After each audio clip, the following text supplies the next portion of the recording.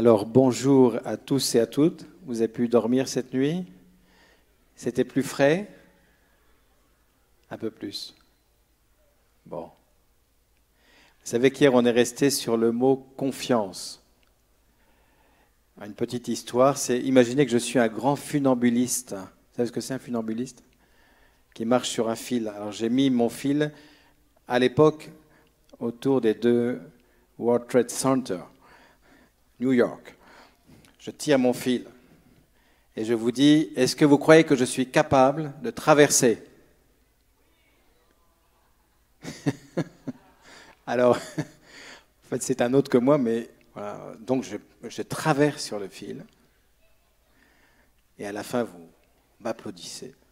C'est exceptionnel. Voilà, merci. C'est trop gentil. Et alors, là, je prends une brouette, j'enlève le pneu et je mets la brouette sur le fil et je dis, est-ce que vous croyez que je suis capable de traverser avec la brouette? Qui est prêt à monter dans la brouette? Voilà. Confiance.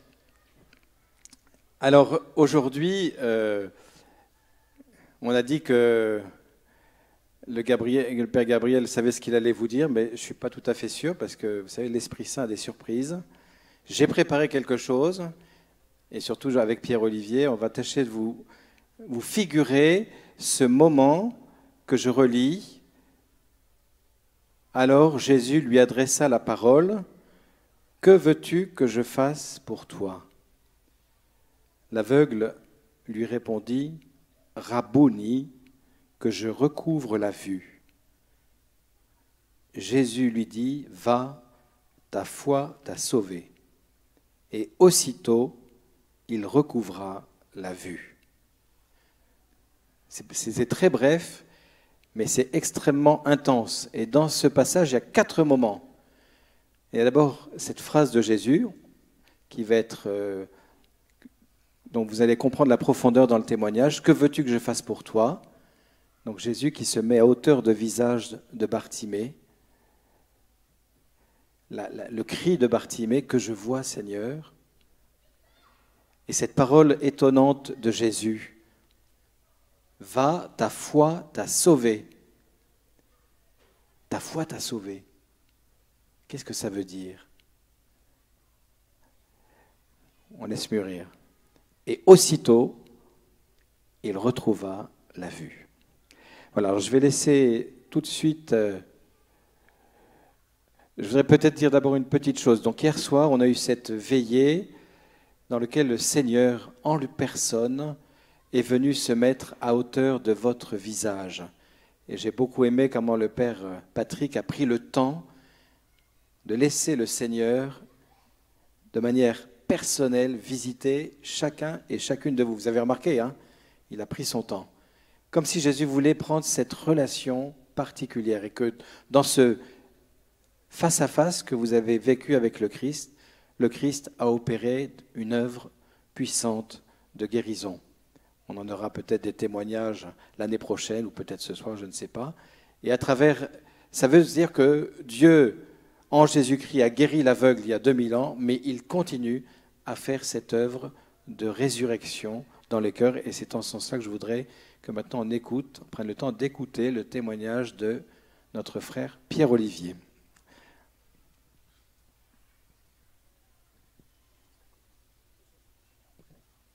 Voilà. Seigneur, nous te confions Pierre-Olivier et nous te demandons de mettre dans sa bouche des paroles de grâce pour qu'il puisse rendre témoignage de ce que tu as fait pour lui. Amen. Bonjour, je m'appelle Pierre-Olivier, j'ai 54 ans. Je suis marié avec Sonia et ensemble nous avons 6 enfants. Je vais essayer de vous témoigner des immenses grâces que le Seigneur a pu faire pour moi. En fait, en commençant à témoigner, je voudrais pouvoir me taire pour le laisser parler lui. Avant de vous témoigner de choses de grâces plus récentes, j'aimerais vous témoigner de grâce dont j'ai pris conscience en fait il y a un peu de temps d'une certaine manière. Et peut-être que pourrais vous inviter à vous aussi faire mémoire de grâce que Dieu vous a donnée et vous donne et qui fait que vous êtes en vie et que vous avancez dans la vie. Moi, une première grâce, alors attention parce que le Père Priou va faire une syncope dans les 2 minutes qui vont venir. Je ne crois pas en la présence réelle de Jésus dans l'Eucharistie. Non, ça va, il ne fait pas de syncope. Et vous savez pourquoi je ne crois pas? Parce que très tôt, Jésus m'a fait cette grâce de me donner sa présence réelle comme une évidence dans l'Eucharistie. Je ne crois pas parce que je n'ai pas à faire d'acte de foi. Pour moi, c'est une évidence. Jésus est là dans l'Eucharistie. Et il m'a donné cette grâce très tôt, dès mon catéchisme, à peu près vers 8 ans. Alors, je suis heureux de vous partager cette grâce parce que vous savez qu'à Paray-le-Monial, c'est une très grande grâce qui nous est donnée de rencontrer Jésus dans l'Eucharistie pendant la célébration de la messe, à l'adoration, hier pendant cette procession. Voilà, donc merci Seigneur pour ta présence dans l'Eucharistie et de nous porter, de nous conforter et de continuer de me garder dans cette grâce. Une deuxième grâce, alors je dois vous dire, oui, ça fait 35 ans que je viens à Paray-le-Monial. Et il y a 35 ans, lors de ma première venue à Paray-le-Monial, au chevet de la basilique, alors que nous rentrions d'un pèlerinage avec le père Daniel Ange, j'ai eu une envie très pressante. Enfin, que je précise, une envie très pressante, c'était l'envie de me confesser. Et ce n'était pas du tout le moment qui était prévu, évidemment, par les organisateurs. Mais moi, j'ai interpellé un prêtre et j'ai dit, il faut que je me confesse. Il me dit, oui, ben, on va se prendre rendez-vous. Non, il faut que je me confesse là. Alors on s'est arrêté, on était au chevet de la basilique, il a mis son étole, c'est ça? Et alors je ne vous dirai pas ce que je lui ai confessé, parce que d'ailleurs je ne m'en rappelle pas. Je ne vous dirai pas ce qu'il m'a dit, parce que je ne m'en rappelle pas. Mais le Seigneur m'a donné à ce moment-là de faire une expérience, je dirais, fondatrice. Il m'a fait faire l'expérience qu'il m'aimait. Dieu m'a dit tout simplement, je t'aime. Ça voulait dire qu'à partir de ce moment-là, j'étais aimable et que donc l'amour pouvait avoir une réalité dans ma vie, parce que ce n'était pas le cas, mes parents avaient divorcé, etc. Et donc l'amour, j'y étais étranger, je savais qu'il était présent, qu'il nous aimait, mais là, il m'a dit, je t'aime. Et donc vous savez que c'est aussi une très grande grâce qui vous est proposée, qui nous est proposée, c'est de rencontrer la miséricorde de Jésus dans le sacrement de la miséricorde, du pardon, de la confession. Voilà. Et donc je rends grâce à Dieu de m'avoir donné cette évidence de sa présence dans l'Eucharistie et aussi ce sacrement de miséricorde et par lequel il a pu me toucher et à partir duquel j'ai pu avancer dans la vie, m'ouvrir au mariage et puis aimer mon épouse et mes enfants. Maintenant, venons à des choses plus récentes. Je ne sais pas si vous savez, mais il y a eu quelques événements un peu particuliers au printemps. Il y en a qui ont été confinés.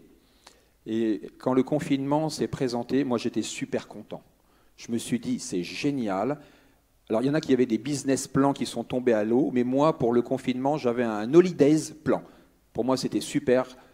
1 mois, 2 mois, 3 mois de vacances à la maison. J'ai un tas de choses intéressantes. Je dis, c'est super. Et puis, en fait, non, mes plans sont un peu tombés à l'eau parce que le Seigneur avait d'autres plans pour moi. Pour le dire simplement, j'ai testé pour vous un truc qui vient de Chine, un truc de mauvaise qualité, trop mortel le truc, hein. On appelle ça le Covid-19. Alors j'ai testé pour vous et je vais vous raconter un petit peu ce que le Seigneur m'a donné à travers cela. D'abord, premier symptôme, dès le premier jour de confinement, ça commençait mal. Deuxième jour de confinement, les symptômes deviennent plus prégnants, courbatures, mal de tête. Et là, un ami, un frère de la communauté, me téléphone à 21h30 Et il me dit, mais PO, oui, Pierre-Olivier, on m'appelle souvent PO, ça serait peut-être bien que tu ailles le consulter. Moi, je regarde la montre, je dis à cette heure-là, il n'y aura pas beaucoup de monde aux urgences, j'y vais. Et je vais au centre de tri Covid de là où j'habite, c'était à Ivry. Et là, je suis reçu par le médecin qui me dit, monsieur, vous avez tous les symptômes, mais on ne peut pas vous tester. Ah ben, qu'est-ce que je fais alors? Ben, je ne sais pas, vous êtes revenu comment? Avec ma voiture. Vous pouvez repartir? Oui, je peux, ouais. Eh bien, rentrez chez vous, prenez du Doliprane. Il y a un truc mortel qui se balade et on me dit, prenez du Doliprane.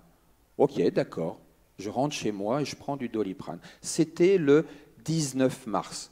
Alors pour ceux qui suivent un peu la liturgie, le 19 mars, c'est la fête de Saint-Joseph. Moi, j'ai une grande dévotion à Saint-Joseph. Il m'aide beaucoup dans un tas de choses concrètes depuis des années. C'est absolument incroyable comme il est bon. Et je sais qu'à partir de cette consultation, il a pris mon agenda en main. Et parce que moi, je ne le maîtriserai plus. Quelques jours plus tard, je suis complètement asphyxié. Je ne bouge plus, j'ai des crampes. Et là, de nouveau, une personne appelle un coup de téléphone providentiel. Cette personne, de manière assez étonnante, avait passé le week-end à Cochin auprès des Covid et elle savait ce que c'était qu'un Covid, enfin un malade atteint d'un Covid. Et quand elle m'entend au téléphone, enfin, j'arrivais plus à parler, j'étais comme ça. Elle me dit, PO, il faut vite que tu appelles le 15, ou je l'appelle, ou ton épouse appelle. Alors c'est ce qui a été fait. On a appelé le 15, j'étais emmené, c'était le 24. Le 24, je me retrouve à l'hôpital, et on fait un prélèvement, et puis en fait, je suis à l'hôpital, et le soir, je reçois une parole d'une sœur de la communauté, je suis de la communauté de l'Emmanuel. Elle me dit, on a prié pour toi, et voilà la parole qu'on a reçue. Nous sommes dans sa main. Tiré du livre de la sagesse. Nous sommes dans sa main. Le 24 au soir, je me suis endormi avec cette parole donnée par une sœur. Le lendemain matin, ça allait moins bien, et le médecin me dit, monsieur, pour une meilleure prise en charge, on va vous transférer. Oui, d'accord, je n'ai pas de problème, de toute façon, je n'ai rien à décider. Je ne décidais plus grand-chose à partir de ce moment-là. On me transfère, et sur le chemin, vous savez, moi, il y a des choses que j'aime bien, c'est savoir où je suis et quelle heure il est. Repère espace-temps. Comme ça, on maîtrise. On est rassuré. Sur le voyage, enfin sur le transfert, je perds le fil, je ne sais pas où on m'emmène. Arrivé sur place, je découvre qu'on me met dans un service de réanimation. Si vous n'avez jamais testé la réanimation, je peux vous dire que le service d'accueil, il est béton. En 3/4 d'heure, 1 heure, on m'a branché, connecté, cardio, cathéter artériel. Ah oui, et puis surtout, on y va sans rien. Moi, j'avais pris ma brosse à dents et mon téléphone. Alors, en arrivant, petit à petit, ils m'ont enlevé mon sweat, mon short, mon t-shirt. Ils m'ont même pris ma brosse à dents et mon dentifrice. Mais ils m'ont laissé mon téléphone. Et en fait, j'étais assez vite dépouillé.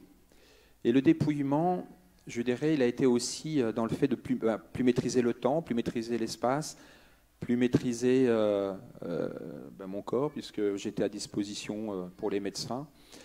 Et puis aussi, je dirais, j'étais mis à distance des miens, mais heureusement, j'avais encore un peu le téléphone.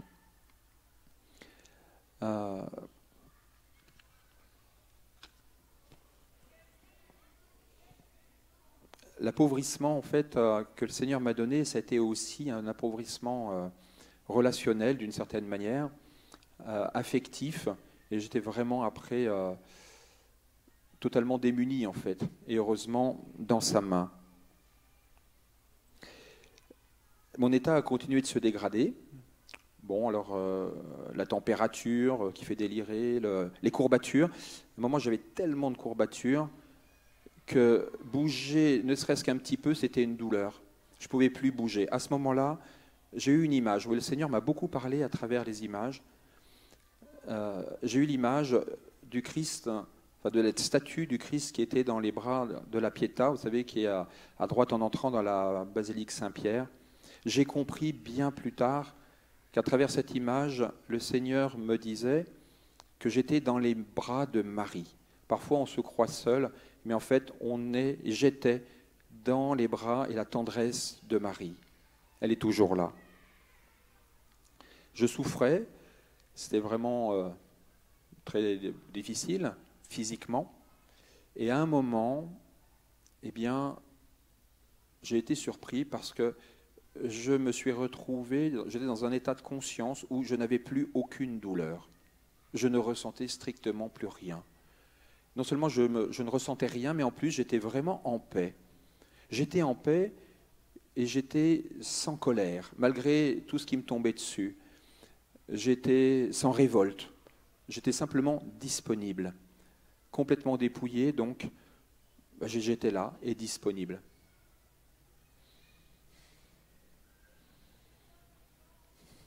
À ce moment-là, alors je ne sais pas à quel moment c'était, puisque j'avais perdu un peu le sens du temps, à ce moment-là, eh bien, j'ai fait une expérience. Il m'a été donné de faire une expérience.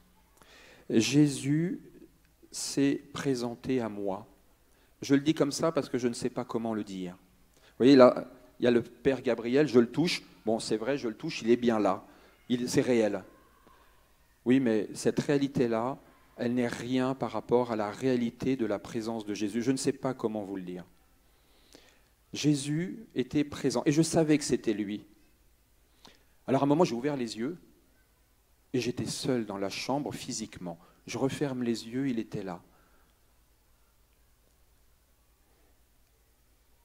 Je ne sais pas combien de temps sa présence m'a été donnée comme ça, mais alors je suis très déçu pour ceux qui sont férus de MI, de scénarios hollywoodiens. Vous savez, moi je rêve de ça, j'aime beaucoup le cinéma. Je n'ai pas fait de MI, l'expérience de mort imminente, vous savez. Enfin, je ne sais pas si je l'ai fait ou pas, mais pas tel que c'est raconté. Mais en tout cas, c'est pas grave, parce que il m'a été donné l'essentiel. Oui, avant j'avais la foi. Maintenant, je n'ai plus la foi. Maintenant, je sais. Merci Seigneur. Et alors, dans cette rencontre, très vite, le Seigneur m'a donné beaucoup de choses. Évidemment, c'est son amour, mais ce qui m'a bouleversé, c'était sa douceur et son humilité. C'était vraiment pour moi bouleversant.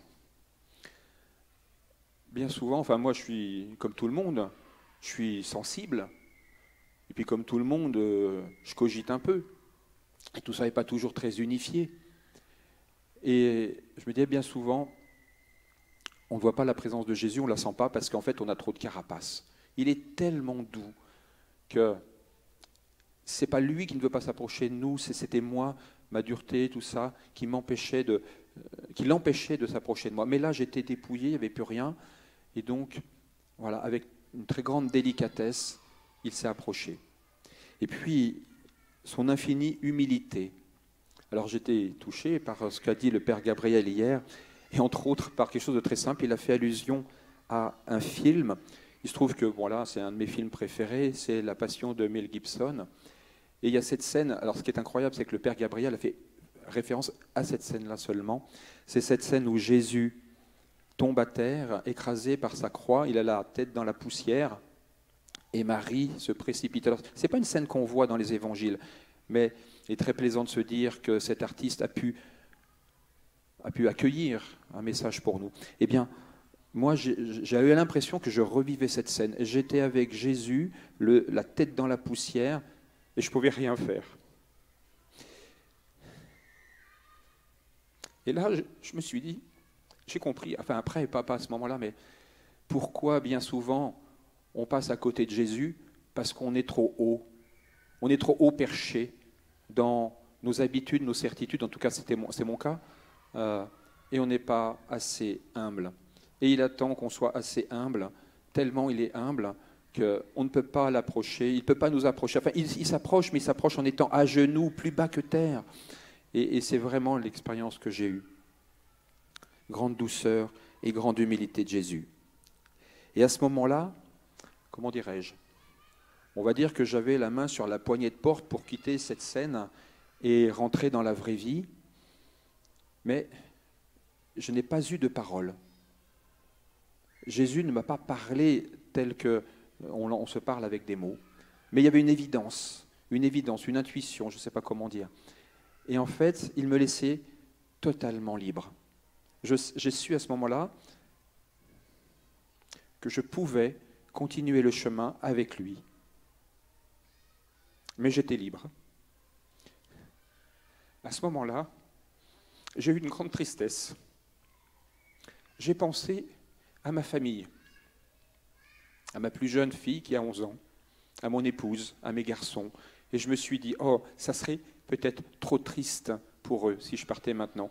Et puis j'ai pas fait une demande au Seigneur, j'ai présenté, je lui ai dit, mais je le dis avec des mots, mais c'est pas comme ça que ça se passe. Je lui ai dit, peut-être que je pourrais leur être encore un petit peu utile. Le Seigneur est vraiment délicat. Et en fait, après, il m'a été donné une parole. C'est que veux-tu que je fasse pour toi? Il me l'a donné pour moi, mais en fait, j'ai bien perçu que c'était pour chacun d'entre nous. Que veux-tu que je fasse pour toi? Alors, plus tard, j'ai eu une autre expérience. Il y avait des soins. Et parmi les soins, bon, à un moment, j'ai dû prendre un gobelet avec un cachet effervescent. Vous savez, les trucs qui font des bulles, là. Et donc, je prends cette boisson. Et à ce moment-là, comme je n'avais pas mangé depuis plusieurs jours, en fait, j'ai perdu 7 kilos en une semaine à peu près. Comme je n'avais pas mangé, ça m'a fait une douleur à l'estomac, un coup de poignard à l'estomac, c'était terrible. Et à ce moment-là, vous voyez déjà un frisson. Un frisson, c'était déjà douloureux à cause des courbatures. Donc là, une douleur comme ça, crispation, blocage de la respiration. J'étais limite au niveau oxygène, donc je passais en désaturation, c'est-à-dire en niveau d'oxygène inférieur à ce qui est nécessaire. Donc ça a affolé les infirmières, aides-soignantes. Enfin bref, c'était un peu la cata. Et cette douleur se présente, intense. Et là, j'avais l'impression, je me représentais Jésus qui était au pied de mon lit. Et je lui ai dit, Jésus, s'il te plaît, impose-moi les mains. Impose-moi les mains sur la poitrine. Et de manière assez incroyable, cette douleur a disparu instantanément. J'ai pu me détendre. Cette expérience a été faite une deuxième fois. Une troisième fois, il y a eu un problème avec la cathéter artérielle qui ne fonctionnait plus. Il a fallu me faire une prise de sang artérielle. C'est très douloureux. À 4 fois, l'infirmière s'y est reprise et elle n'y arrivait pas. Puis elle a réussi. Mais le lendemain, quand il a fallu faire une prise de sang artérielle, je n'ai plus eu de force. Et là, j'ai dit, Jésus, viens à ma droite.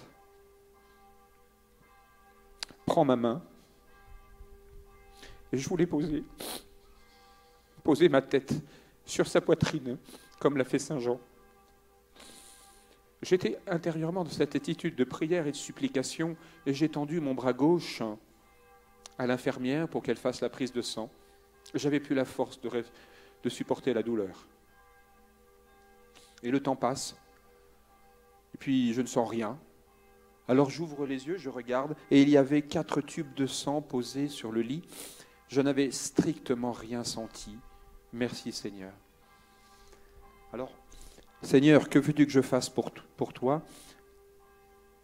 Maintenant, je me dis, j'étais bête. J'aurais dû demander des grandes choses.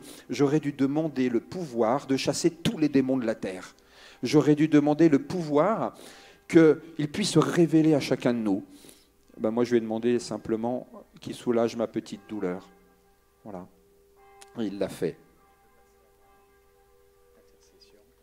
Oui.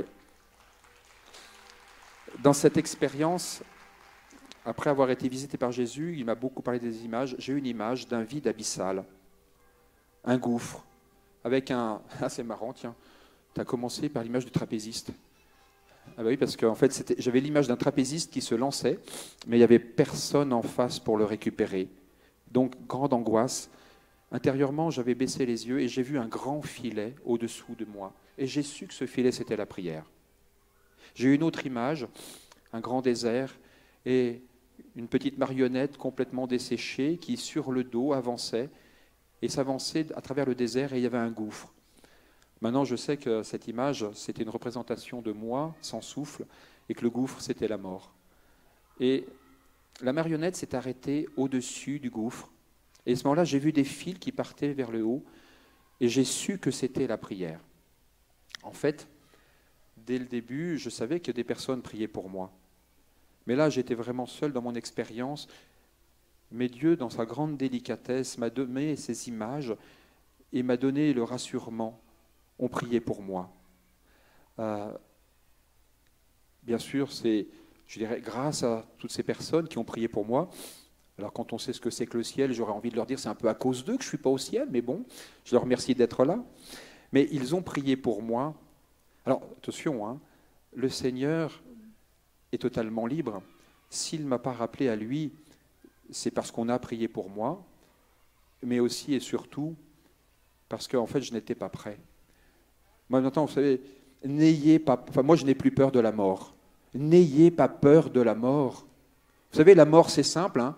Jésus, il a fait une croix dessus, tout simplement. N'ayons pas peur de ce qui fait souffrir, si on le souffre avec le Seigneur. Mais évidemment, le Seigneur ne veut pas qu'on souffre, il ne veut pas qu'on meure. Il est là. Et il a besoin de nos prières, de la prière des uns et des autres. Quand je suis sorti de l'hôpital, je me suis dit, mais il faut que je prie pour les personnes qui ont prié pour moi, je suis redevable. Et puis si je peux, si je les connais, je vais les appeler au téléphone pour les remercier. Alors j'ai commencé avec les quelques proches que je connaissais dans mon secteur, de frères de la communauté. Puis on m'a dit, oui, mais c'est pas que le secteur, c'est toute la région qui a prié pour toi. Oh là là, ça fait beaucoup. Alors combien, Seigneur, ont prié pour moi? Et puis un jour, on m'a dit, ah, tu sais, on a demandé aux moines du Mont-Saint-Michel de prier pour toi. Oh, merci beaucoup. Puis après, quelqu'un m'a dit, ah ben j'ai une amie qui est religieuse, le couvent a prié pour toi. Oh, merci beaucoup, ça commence à faire beaucoup, Seigneur, là. Et puis un jour, je téléphone à une sœur et elle me dit, ah PO, j'ai demandé à la paroisse de prier pour toi. Et puis il y a plein de gens qui ont prié pour toi. Il y a peut-être 500 personnes qui ont prié pour toi. Et elle ne savait pas que je me posais la question, combien? Et elle me dit 500. Je dis, ça, Seigneur, t'es fort quand même. Le lendemain, j'appelle une autre personne qui me dit, ah, j'ai fait prier mes amis, et puis je prie le chapelet avec les gens de Lourdes, et j'ai mis ton intention de prière à Lourdes. Il y a des centaines de milliers, voire des millions de gens qui ont prié pour toi. Oh là là, Seigneur, ben là, je ne vais pas pouvoir prier pour tout le monde. Hein. Voilà.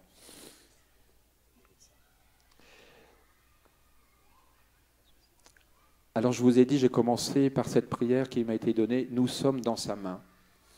Eh bien, quand j'étais très dépouillé, pendant ces 15 jours en réanimation, quelque chose m'a énormément touché. C'était la présence des soignants. Une délicatesse, une attention. C'était pour moi extrêmement touchant, une bienveillance. Et dès ce moment-là, je me suis dit, mais la douceur de la main de Dieu, elle s'exprime par ces personnes-là, qui n'ont peut-être pas la foi, qui ne le savent pas, par ces médecins qui se battent à nos côtés pour qu'on survive. Et je peux vous dire, les souffrances en réanimation, elles sont grandes. En fait, le Seigneur est tellement humble que, bien souvent, il attend que nous soyons disponibles en tant que frères, en tant que sœurs, en tant que croyant pour agir. Il pourrait agir directement par lui-même, il peut tout, il n'y a aucune limite, mais il a cette humilité de remettre entre nos mains l'exercice de sa compassion, de sa miséricorde. Et c'est vraiment ce que moi j'ai expérimenté dès le départ avec les soignants et puis avec la bienveillance de toutes les personnes qui ont prié pour moi. Oui, le Seigneur, il écoute les prières. Alors je vais devoir faire court, mais il s'est passé tellement de choses. J'ai tellement vu de signes, je vois tellement de signes de la providence. Vous savez, des personnes ont prié pour moi, mais il y a une chaîne de prière qui est née. Et normalement, cet après-midi, pour ceux qui le voudront, je crois qu'on va m'autoriser à prendre un temps pour ceux qui le souhaiteraient, pour me rencontrer, pour parler de cette chaîne de prière. Une chaîne de prière qui a été suscitée dès le début du Covid, fin mars. Et ils ont prié pour Pierre-Olivier Lecomte. Et 2 mois après, quand ils ont lu mon témoignage, ils se sont aperçus que toutes les grâces qu'ils demandaient au Seigneur, que Marie se précipite auprès de ceux qui sont dans la souffrance, la douleur, qui ont un enjeu de vie vital, physique ou spirituel, que Marie se précipite et qu'évidemment avec Marie, il y ait Jésus. Que Jésus soit présent et impose les mains, que Jésus submerge la personne par sa compassion. Eh bien, c'est ce qu'il a fait pour moi et j'ai découvert qu'il y avait une chaîne de prière qui priait déjà pour moi. Je l'ai découvert bien après. Pour ceux qui le souhaiteraient, je pourrais en parler cet après-midi. En fait, quand on commence à parler du Seigneur, ça pourrait durer 35 ans de parole moniale, il faudrait du temps pour témoigner. Mais maintenant, je vais donner la parole à Gabriel. Merci, Gabriel. Amen.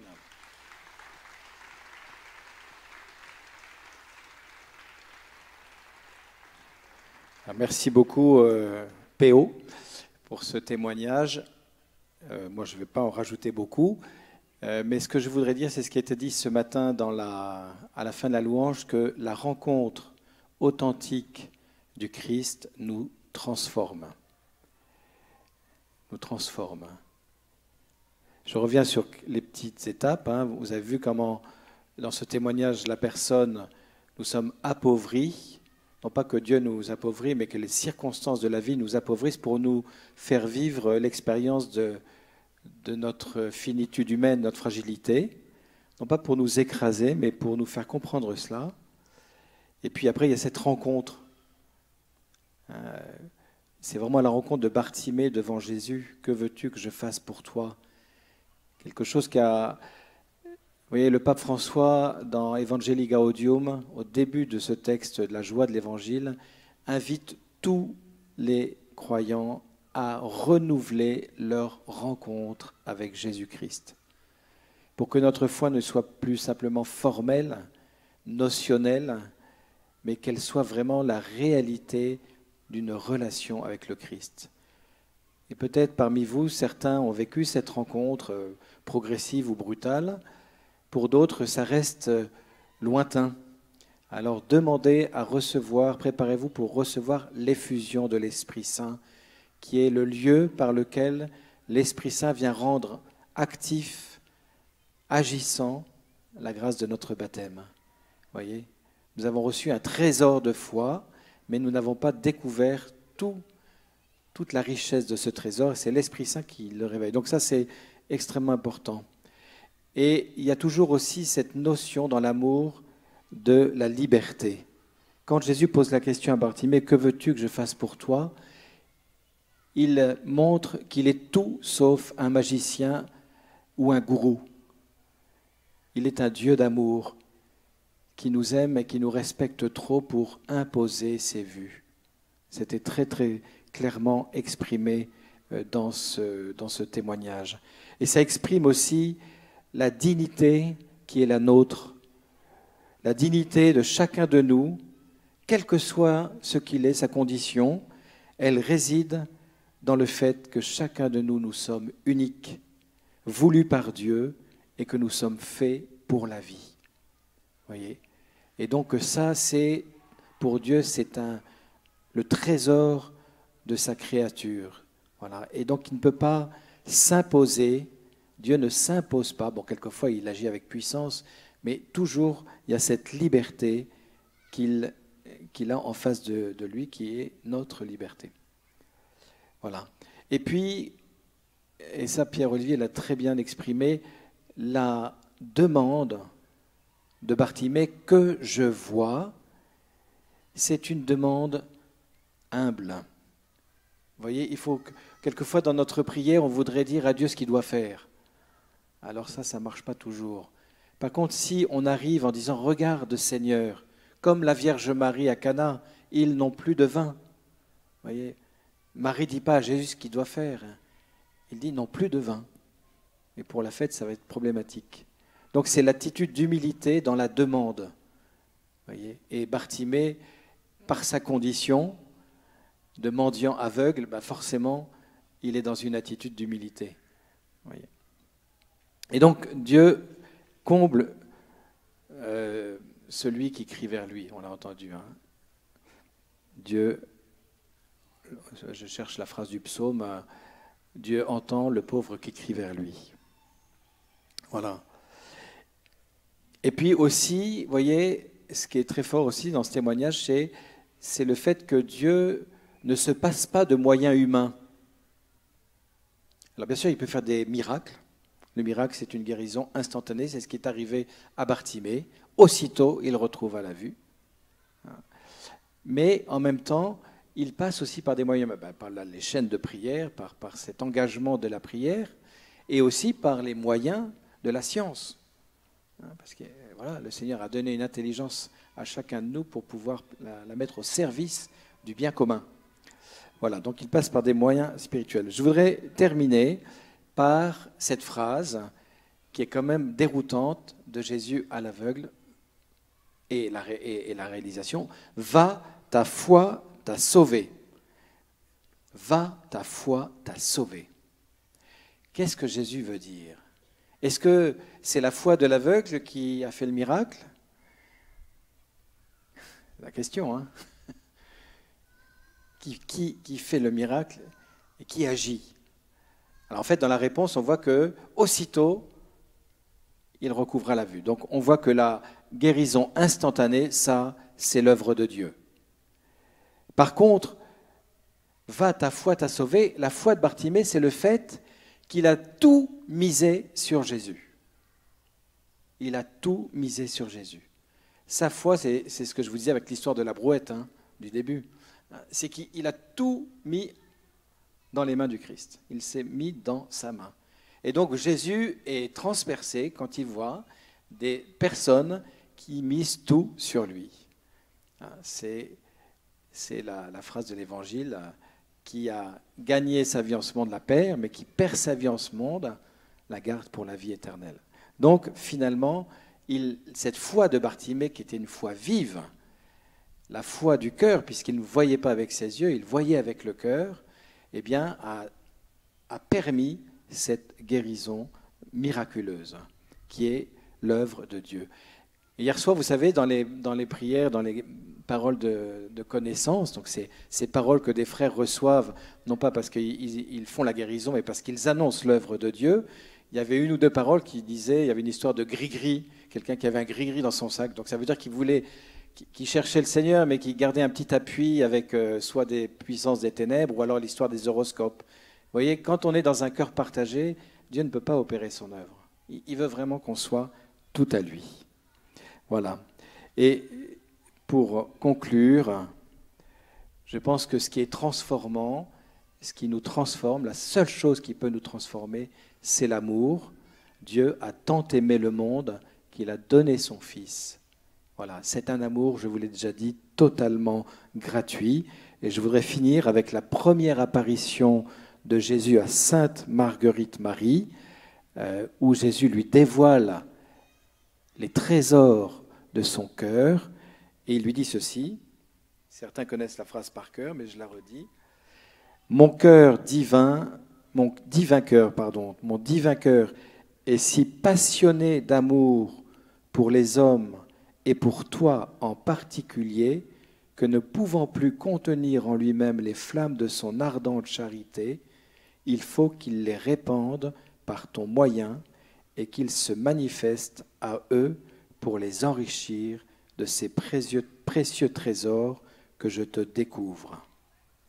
Donc comme c'est une véritable déclaration d'amour de Jésus à Marguerite Marie, mais à travers Marguerite Marie à l'humanité entière, un simple rappel de l'Évangile, Dieu a tant aimé le monde, voyez, déclaration d'amour qui appelle un retour d'amour,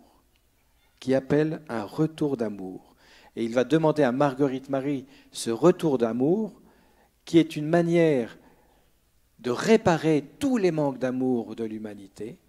Et à travers Marguerite Marie, il demande à chacun de nous, et c'est sans doute la première mission qui nous est confiée par El Monial, de redire au nom de ce monde qui ne connaît pas Dieu, redire à Jésus notre amour parce qu'il nous a aimés jusqu'à la croix. Alors frères et sœurs, pendant ce petit moment de silence,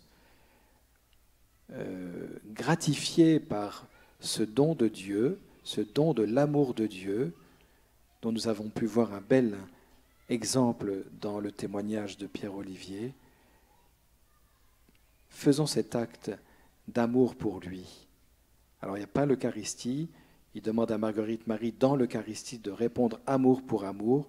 Mais je vous invite maintenant dans le silence que nous puissions lui redire notre amour.